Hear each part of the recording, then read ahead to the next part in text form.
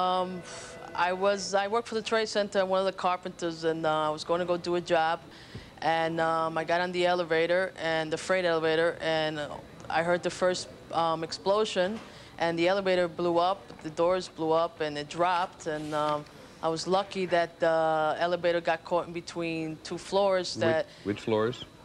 The B levels, the basement levels, right. where all the all the mechanics are. Right. And with the screaming and yelling, other co-workers pulled the elevator guy out, and myself. I was laying there for about 40 minutes, and my boss couldn't wait for the EMS. He went crazy. He says, "Get her out of here, get her out of here."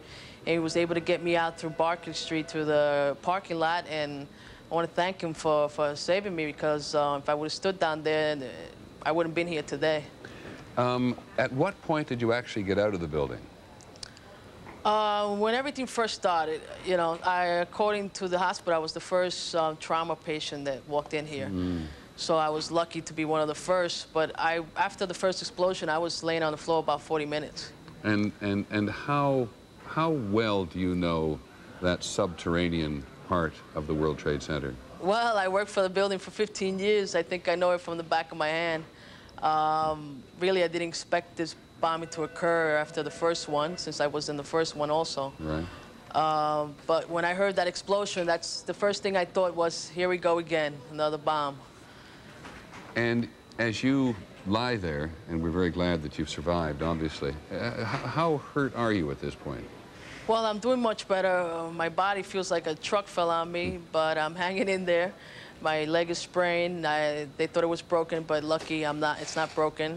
So I just need some therapy, and I'll be okay in a week or so. So you were incredibly fortunate. Now tell me. Yes. As you lie there thinking about the investigation and the attempt to find other people in that subterranean world of the World Trade Center, on which so much of the Trade Center collapsed, are you hopeful? I am hopeful, yes, especially after 15 years working there. It's not just co-workers you worry about, but all the people you work with, the companies, the people you know after so many years. I pray and hope that, as much people possible survive.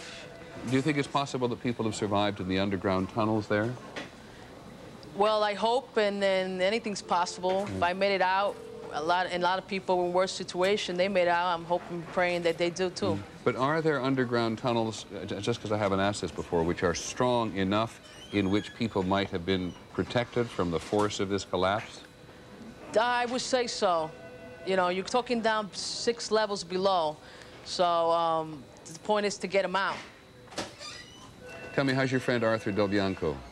He's doing great. I was very emotional when I saw him. I'm happy to see him. Like I said, when I first got hurt, he was still fine. When I saw him, he was looking for other people, because we heard the screams, and he was going around doors trying to break them through to see who he found.